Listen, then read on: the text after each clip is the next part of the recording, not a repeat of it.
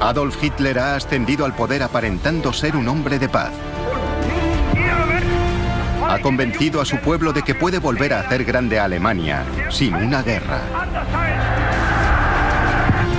Pero entre bastidores, se enfrenta a una cruenta batalla a sus generales. Para ellos, se ha embarcado en una guerra suicida en busca de la expansión territorial. Algunos conspiran incluso para matarlo. Esta es la historia de cómo Hitler miente a su pueblo, desoyendo a sus generales y llevando a Alemania a una guerra catastrófica.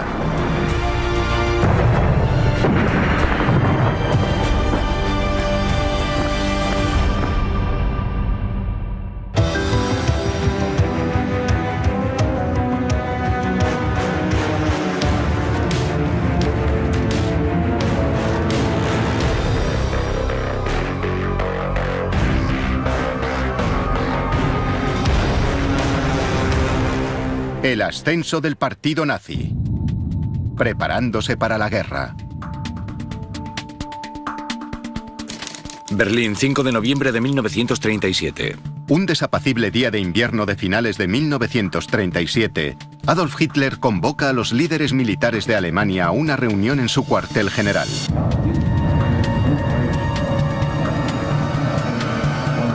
Están presentes figuras importantes, como el general Werner von Blomberg, ministro de la Guerra de Alemania,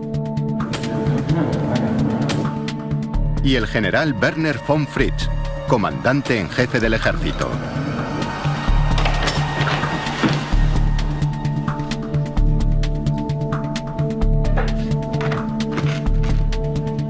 Creen que acuden a una reunión rutinaria.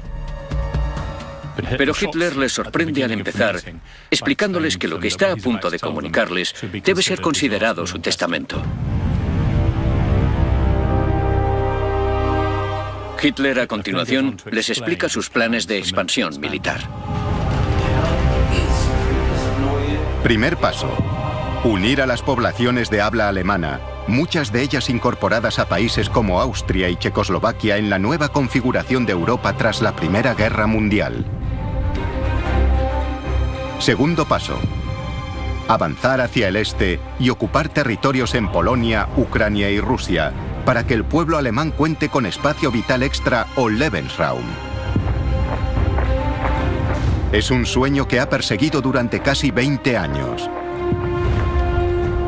Muchos de los generales están de acuerdo con él. Pero entonces Hitler les comunica sus plazos. Las tropas alemanas se anexionarán Austria y Checoslovaquia posiblemente en menos de un año. Los países más orientales le seguirán rápidamente en los años siguientes. Es un programa tremendamente ambicioso. La alarma cunde entre los generales reunidos. Las fronteras de Europa están garantizadas formalmente por el poder militar de Gran Bretaña y Francia. A ojos de sus mandos militares, Hitler se dispone a llevar al país a una guerra suicida.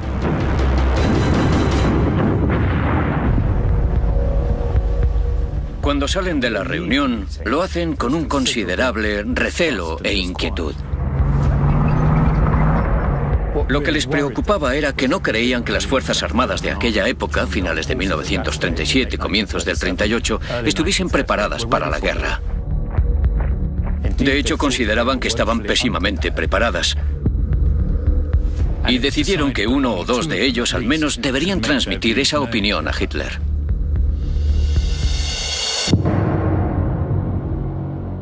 Uno de los dos que accede a hablar con Hitler es Werner von Blomberg. El mariscal von Blomberg era un soldado alemán de la vieja escuela. Blomberg es en realidad un general muy pro-Hitler. Él siempre ha demostrado ser simpatizante de los nazis. Pero incluso a él le sorprendió lo que Hitler les comunicó aquel día y empezaba a estar un poco cansado de sus planes expansionistas. Le acompaña Werner von Fritz, horrorizado también por lo que ha oído. pero Hitler se niega a escucharles. Hitler no estaba por la labor y sin duda en ese momento comenzó a dudar de su apoyo y comenzó a dudar de si podría llevar a cabo sus planes con ellos en sus puestos. Como los dos hombres averiguarían muy pronto, Hitler sabía cómo ocuparse de sus opositores.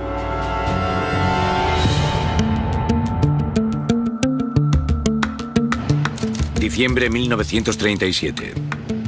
En las oficinas de la Gestapo en Berlín, un agente revisa los archivos policiales. Su objetivo no son comunistas ni disidentes. Es von Blomberg.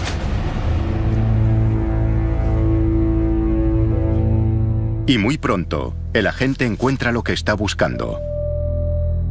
La ficha de Werner von Blomberg muestra que el general oculta un secreto turbio. Recientemente se ha vuelto a casar. Hitler había sido uno de los testigos. Ella era mucho más joven que él. Pero es evidente que él, en algún momento, se enamoró y decidió casarse con ella, aunque solo tenía 25 años. Pero la nueva esposa de Blomberg tiene un pasado secreto y peculiar. No solo había sido prostituta, además existían fotografías pornográficas suyas. Los archivos revelan que había sido una habitual de los clubes y bares nocturnos más sórdidos de Berlín. Es una esposa inadecuada para una figura militar de tal importancia. El dossier es enviado a Hitler.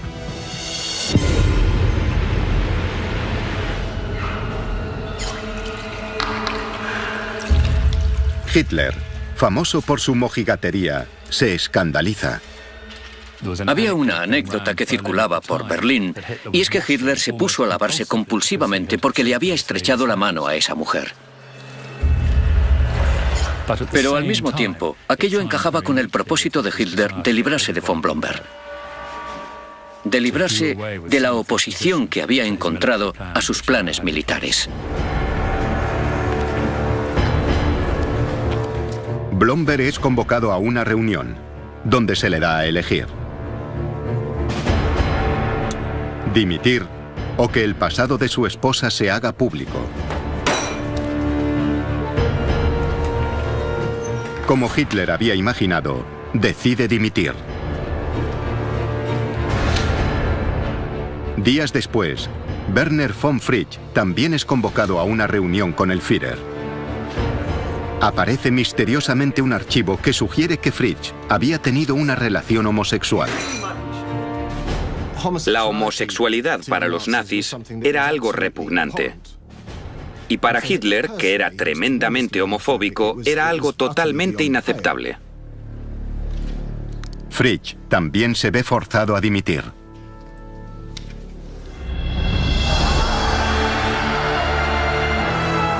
Casi inmediatamente, Hitler abole el puesto de ministro de guerra y se nombra comandante supremo del ejército alemán.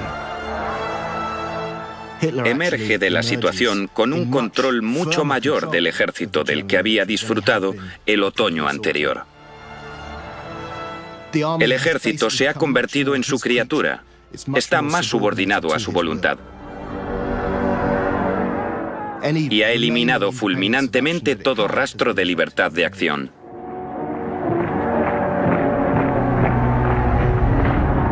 Pero Hitler se enfrenta a un obstáculo.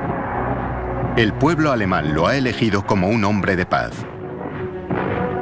¿Cómo llevará a cabo sus planes expansionistas y ocupará nuevos territorios, manteniendo su promesa a los conciudadanos?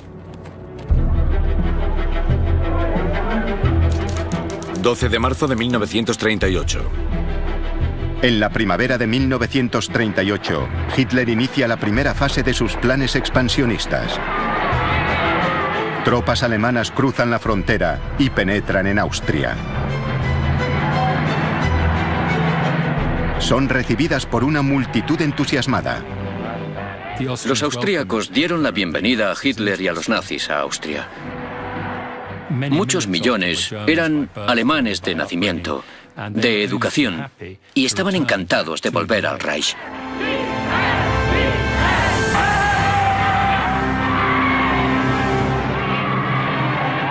En solo días, Hitler llega a Viena y reclama a Austria para su nueva y gran Alemania.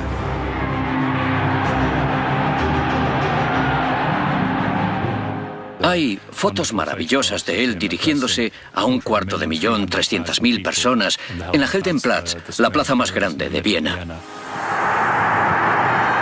La anexión de Austria, aunque pacífica, es un incumplimiento flagrante de todos los acuerdos internacionales. Pero Gran Bretaña y Francia no hacen nada. Hitler ha sopesado la situación con gran inteligencia. Ha apostado a su reticencia a ir a la guerra. Y ha ganado.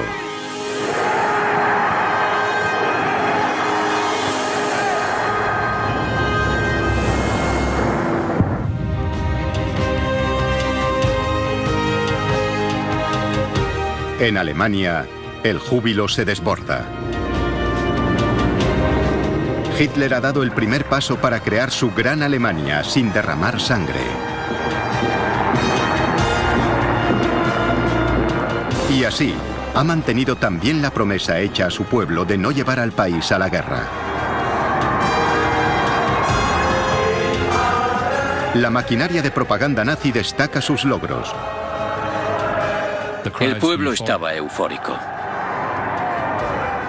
Fueron testigos de una invasión incruenta en la que, sin disparar un solo tiro, Hitler había devuelto a Austria a la gran Alemania. Era el héroe del momento.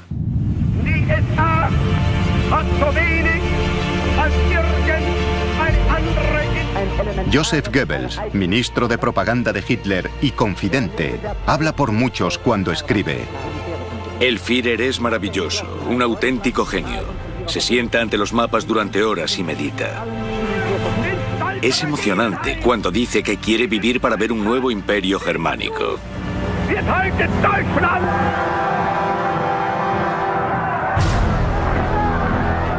Pero no todo el mundo comulga con la imagen de hombre de paz que Hitler se ha construido minuciosamente. A sus espaldas se está gestando una trama para actuar contra él.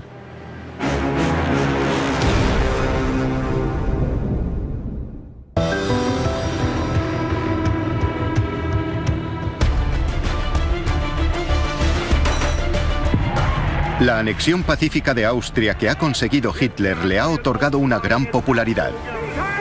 Le ha permitido mantener su promesa al pueblo alemán de que no lo llevará a la guerra. Pero en privado, para consternación de muchos de sus generales, planea otra ampliación agresiva de las fronteras alemanas.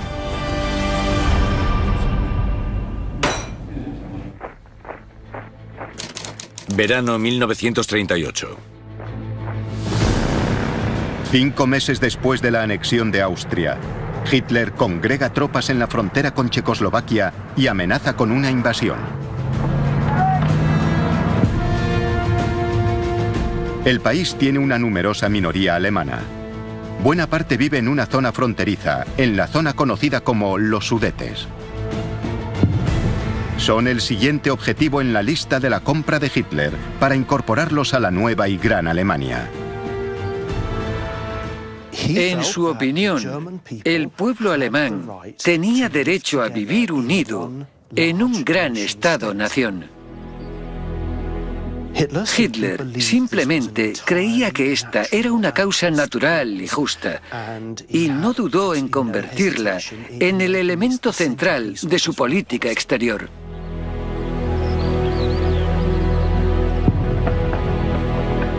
Pero a diferencia de los austríacos, los checos no están dispuestos a entregar territorio a Alemania. Además, la soberanía checa está garantizada por Francia y respaldada por Gran Bretaña. Hitler necesita mantener la ilusión ante el pueblo alemán de que es un hombre de paz. Si hay un conflicto, no puede parecer que ha sido por su culpa. La tarea recae en Joseph Goebbels, ministro de propaganda de Hitler. La maquinaria de propaganda nazi se pone en marcha.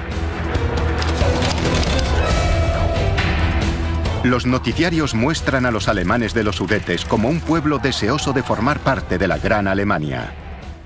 Hubo una vigorosa campaña previa de propaganda para sugerir que estas personas estaban perseguidas en el Estado checo, que no tenían los mismos derechos y que su deseo legítimo de convertirse en parte de Alemania les había sido denegado.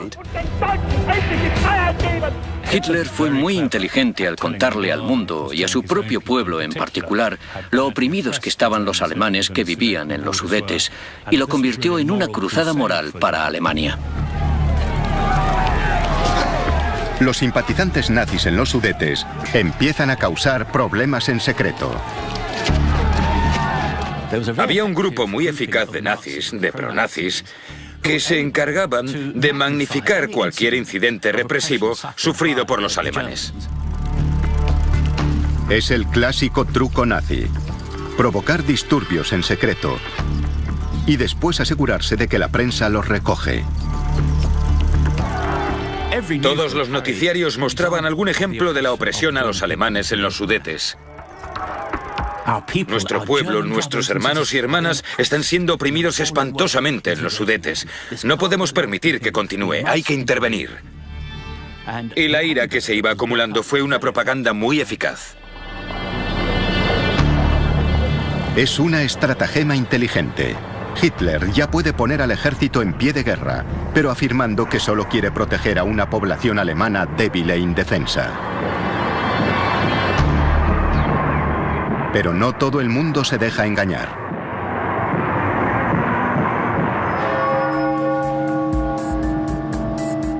Berlín, septiembre de 1938. A finales de ese verano, en una catedral de la capital alemana, se desarrolla una escena extraordinaria.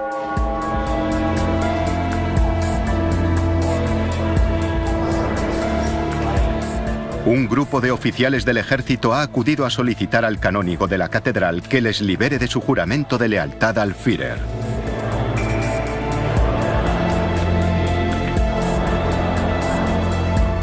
Entre ellos está Hans Oster, coronel de la inteligencia militar alemana. Al principio respaldaba a los nazis. Pero ahora, como el resto del grupo, cree que Hitler está llevando al país a una guerra suicida.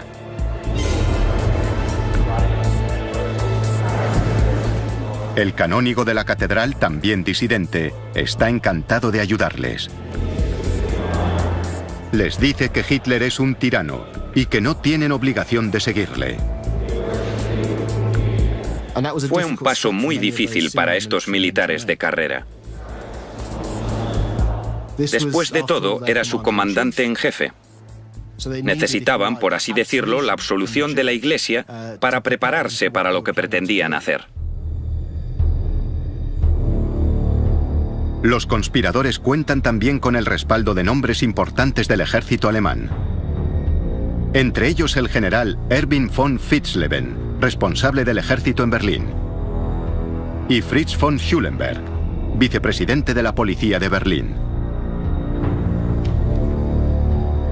A ambos les ha molestado sobremanera la destitución de Blomberg y Fritsch por parte de Hitler y su disposición a arriesgarse a una guerra contra Gran Bretaña y Francia. Muchos de los que conspiraban en el verano del 38 eran hombres a los que imaginaríamos en el grupo natural de apoyos de los nazis.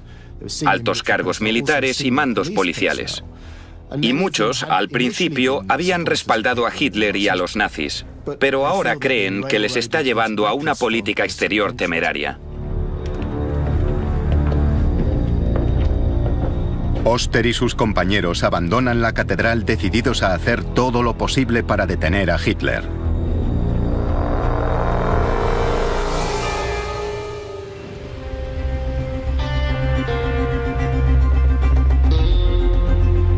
Durante los meses siguientes, los conspiradores elaboran su plan.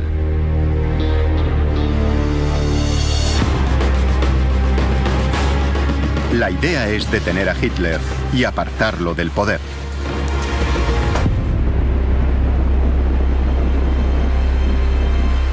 Recorren Berlín, estudiando los lugares en los que podrían emboscarlo. Pero la gran pregunta pendiente es, ¿cuándo actuar?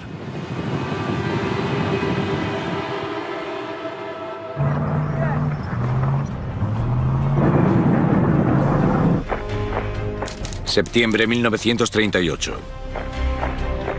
Mientras tanto, en la frontera checa, las tropas alemanas continúan preparándose para la guerra. Pero Francia y Gran Bretaña siguen siendo garantes de la soberanía checa. El reloj corre. La guerra parece inminente. ¿Se producirá la invasión de Checoslovaquia? ¿O conseguirán los conspiradores del ejército detener a Hitler antes de que arrastre a Alemania a una guerra? De improviso, se produce un hecho sorprendente.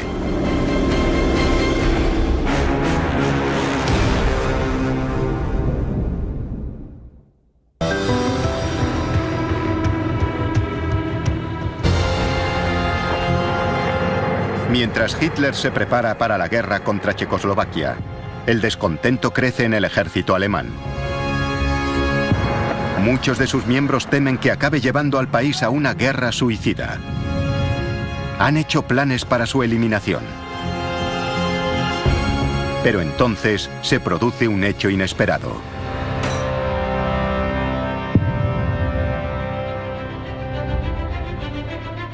Londres, 15 de septiembre de 1938. En Gran Bretaña, el primer ministro Neville Chamberlain ha observado con alarma el patrioterismo de Hitler. Viaja desde Londres para reunirse con él. Una conversación entre él y yo podría tener consecuencias útiles. La mañana que salió hacia Alemania, una multitud lo despidió en el aeropuerto con vítores.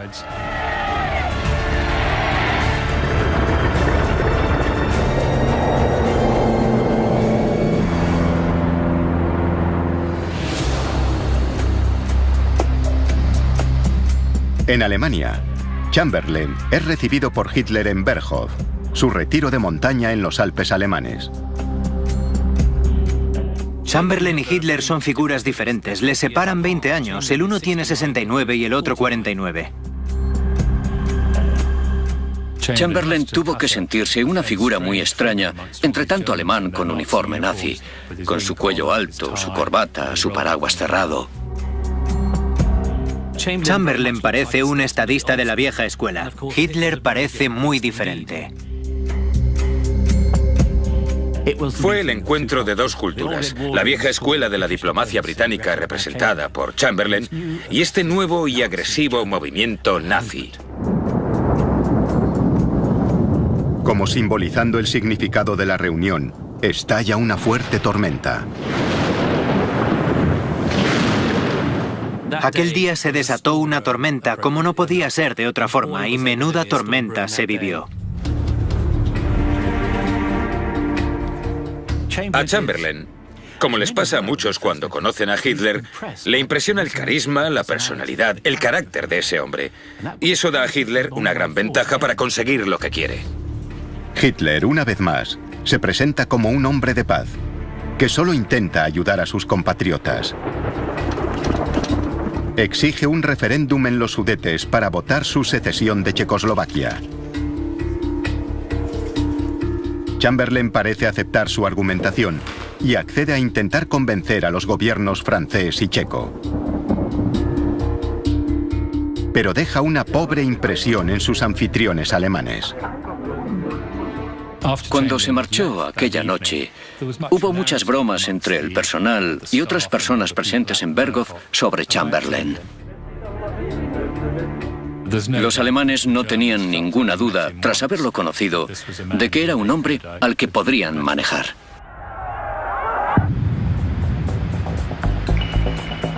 Septiembre 1938. En Berlín, Hans Oster y sus compañeros de conspiración no se dejan engañar por la apariencia de hombre de paz de Hitler. Planean sus siguientes movimientos. Para asegurarse de que no los vigilaban, llegaron a extremos increíbles. Salían a pasear juntos por el parque para ver si alguien les seguía.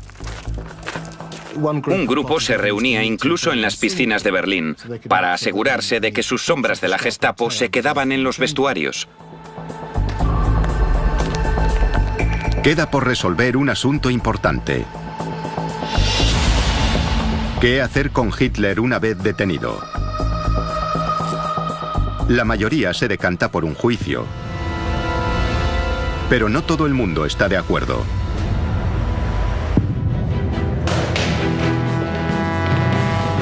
Uno de ellos es el mayor Friedrich Wilhelm Heinz, exmatón de extrema derecha.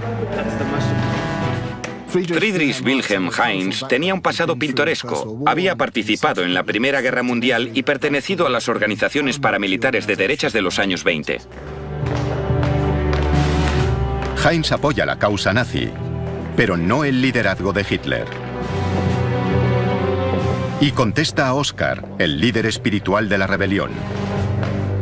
Hitler vivo es más fuerte que todas nuestras divisiones. Hay que matarlo. Los dos hombres alcanzan un acuerdo secreto. Hitler será abatido en la confusión del arresto. Ahora hay posibilidades muy reales de que Hitler acabe muerto. Bad Godesberg, 22 de septiembre de 1938. 5 días después de su primer viaje para ver a Hitler, Chamberlain regresa a Alemania. La segunda reunión se celebra en la pequeña localidad balneario de Bad Godesberg, a orillas del Rin. El hotel de Chamberlain, el Petersburg, se encuentra en una orilla del río. Hitler se aloja en su favorito, el Dresden, en la opuesta. El Dresden era el lugar en el que Hitler tradicionalmente se relajaba, donde se alojaba cuando iba de vacaciones. Herr Dresden, el propietario del hotel, era un nazi recalcitrante. Y tenía una costumbre interesante. Cuando Hitler se alojaba allí, subastaba después los objetos que había en la habitación para ganar un dinero extra.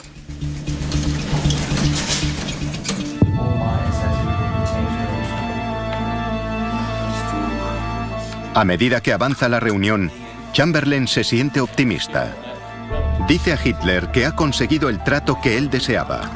Gran Bretaña ha convencido a los gobiernos francés y checo de que acepten la demanda alemana y que se permitan elecciones en los Sudetes para que la población decida si quiere formar parte de Alemania. La guerra puede evitarse. Dicho eso, se recostó en su silla con un gesto que indicaba a que lo he hecho bien. Ante su horror y del resto de las personas que estaban allí, Hitler golpeó la mesa y dijo: no, creo que las reglas han cambiado. Me temo que eso ya no es suficiente. Adoptó una actitud increíblemente histriónica y teatral, espumeando de ira por la boca.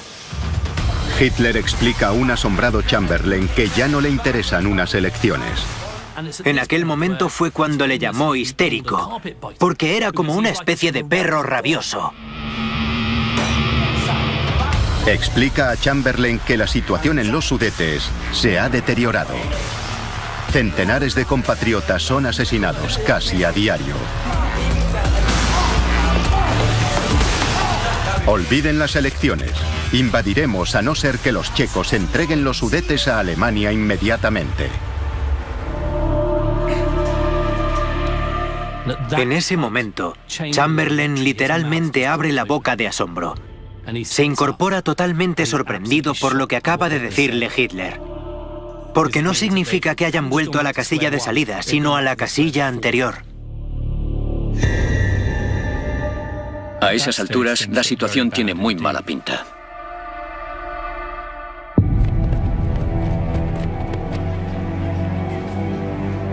Londres, 24 de septiembre de 1938. Chamberlain vuelve a casa muy alterado. Tiene ante sí una decisión trascendental. debe convencer al mundo de que a Hitler le asiste el derecho legítimo de invadir los Sudetes o llevar a Gran Bretaña a la guerra. Enseguida toma una decisión. Pronuncia ante la Cámara de los Comunes una frase que se ha hecho famosa. La amenaza de invasión de los Sudetes por parte de Hitler es una simple riña en un país lejano, entre personas de las que no sabemos nada.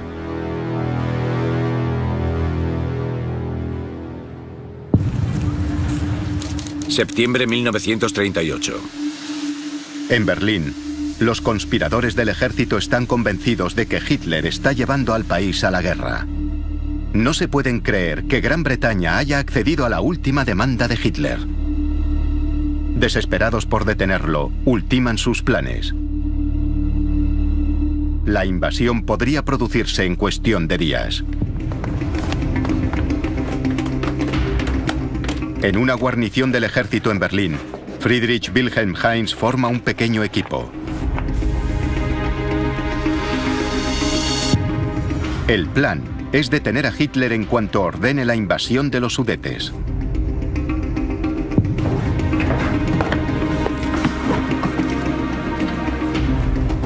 Se reparten armas, munición y granadas de mano.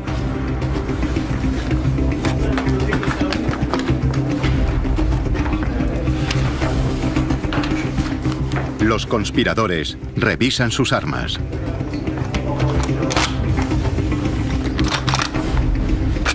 Pero entonces ocurre algo que no habían previsto.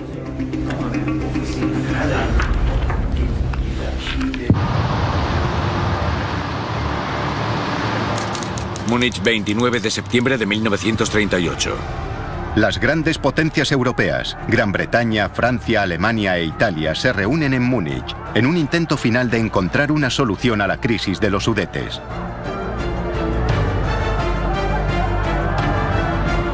El encuentro se celebra en el Führerbad, el enorme cuartel general nazi en Múnich.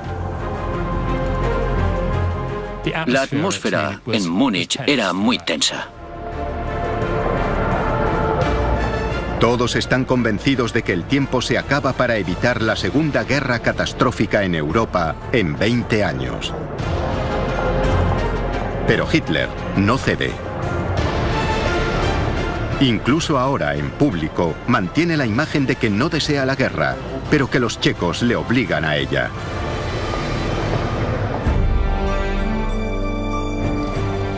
A toda Alemania le preocupa que, a pesar de la fe que tienen en Hitler, este esté a punto de romper su promesa. La realidad era, y lo sabemos por los diarios, que había muchas dudas, no solo en el ejército, sino también entre el alemán de a pie. No se expresaban abiertamente porque no había lugar para hacerlo, pero la ansiedad estaba ahí. Hay una enorme turbación entre el pueblo.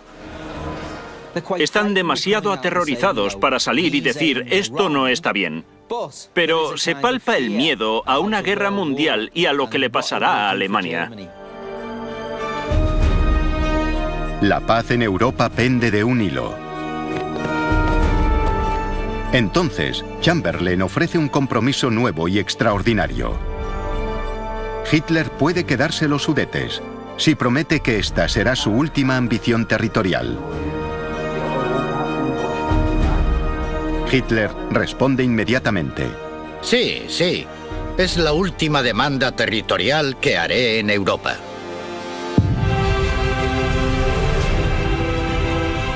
En cuestión de horas se firma el Acuerdo de Múnich. Es un giro extraordinario. Chamberlain está convencido de que se ha evitado la guerra. Para Hitler, el triunfo es doble. Las fronteras alemanas se han ampliado una vez más. Y puede continuar con su mentira de que es un hombre de paz. Una vez más, es un héroe nacional.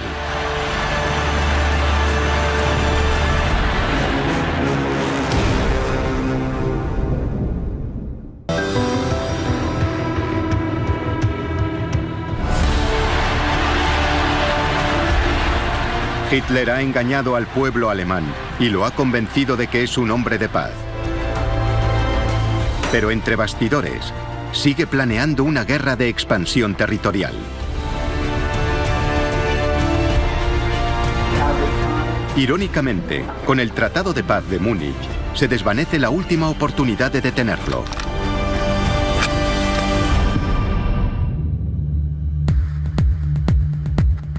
En Berlín, la conspiración secreta contra Hitler se viene abajo.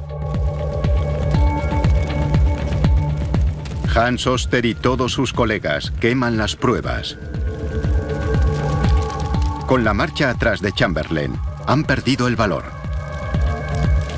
El liderazgo de la trama se disuelve en la propia estructura de mando del ejército. Hans Oster, el líder de la conspiración, oculta su oposición y continúa como coronel en la inteligencia militar alemana. Friedrich Wilhelm Heinz, que quería matar a Hitler, se alista en un grupo de las fuerzas especiales y combatirá en el frente oriental. El general Erwin von Witzleben es ascendido a comandante en jefe de una división. Fritz von Schulenberg también se pliega a la corriente predominante en el ejército y más tarde será ascendido. La falta de valor de todos ellos lleva consigo que Hitler pueda pasar a la siguiente fase de sus planes expansionistas.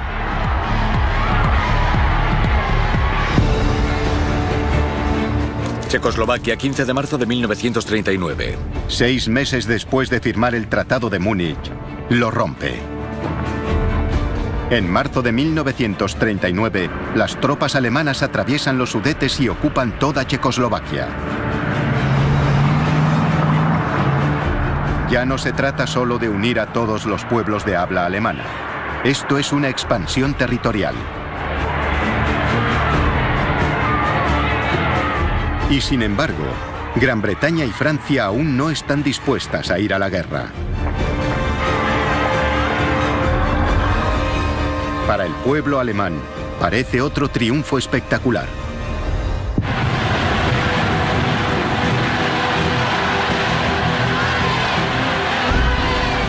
Una euforia renovada recorre el país. Alemania no solo ha conseguido los Sudetes, sino toda Checoslovaquia sin disparar un solo tiro. Es el primer paso de Hitler en la consecución del Lebensraum, el espacio vital extra que prometió al pueblo alemán. Hay una idea generalizada que se remonta al siglo XIX, según la cual Alemania no tenía espacio suficiente para sus habitantes. La popularidad de Hitler se dispara hasta las nubes. Había demostrado que podía correr riesgos. Eran riesgos calculados, pero calculados con tanta inteligencia que dieron frutos. Para muchos, es el mejor diplomático de la historia del país. Las cartas y poemas laudatorios se suceden. Una joven de 17 años escribe: Hitler es un gran hombre, un genio, una persona que nos ha enviado el cielo. Un periódico occidental publica: la gran mayoría de los alemanes han encontrado algo que les identifica con Hitler y sus logros. Lo que los alemanes no saben es que esta será la última gran victoria de Hitler sin derramamiento de sangre.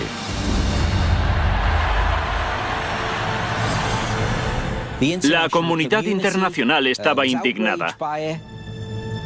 Stalin lo denunció, Chamberlain lo denunció y Francia lo denunció. Hitler va lanzado hacia la guerra. La única forma de detenerlo es creando una alianza militar poderosa. Pero incluso ahora, el pueblo alemán mantiene su fe en que no irán a la guerra. Se equivoca. Polonia, 1 de septiembre de 1939. A primeros de septiembre, un buque de guerra alemán anclado en el puerto libre de Danzig abre fuego contra una guarnición polaca. Mientras tanto, las tropas alemanas cruzan la frontera hacia Polonia. Esta vez, Gran Bretaña y Francia reaccionan. Ambos países han firmado un tratado que garantiza la independencia polaca. No les queda otra opción que acudir en su ayuda. El 3 de septiembre de 1939, 2 días después de la invasión alemana, Gran Bretaña y Francia declaran la guerra a Alemania. Este país está en guerra con Alemania. Lo que Hitler había prometido que no ocurriría, ha ocurrido.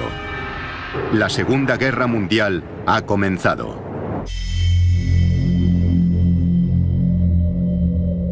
En Alemania, el ambiente es de miedo y desastre. El pueblo alemán no tenía ningunas ganas de vivir lo que se consideraba una reedición de la Primera Guerra Mundial, que había sido catastrófica para Alemania.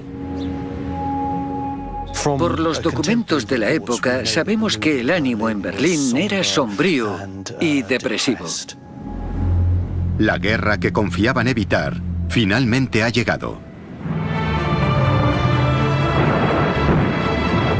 Pero entonces, rápidamente, el ánimo cambia, porque las fuerzas alemanas aplastan toda oposición.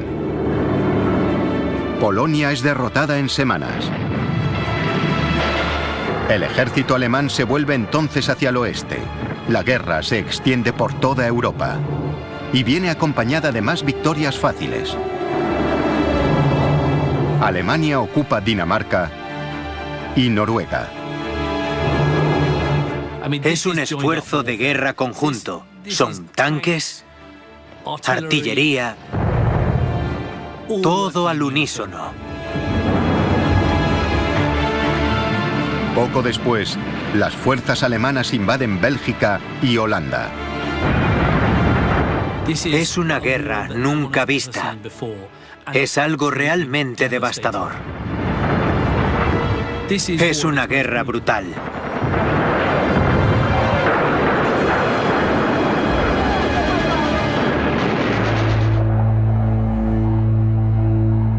...28 de junio de 1940. A finales del verano de 1940, Hitler se encuentra en París, al frente de un ejército victorioso. Ha derrotado a las fuerzas conjuntas de Gran Bretaña y Francia. Frente a la Torre Eiffel, proclama: «Soy el mejor estratega de todos los tiempos». Muchos alemanes que habían empezado a dudar de él, vuelven a confiar en Hitler. En cuestión de meses y con bajas mínimas, Alemania ha ocupado toda Europa. Puede que Hitler no haya mantenido su promesa de evitar la guerra, pero al menos ha sido breve. Ha conseguido más territorio del que Alemania había conquistado en el transcurso de toda la Primera Guerra Mundial. Una guerra que duró 4 años y costó millones de vidas germanas. Dice a sus mandos militares: «Nadie ha conseguido lo que yo he conseguido. He liderado al pueblo alemán hasta altísimas cotas». Pero lo que los alemanes no saben es que la guerra dista mucho de haber terminado. La devastación no ha hecho más que comenzar.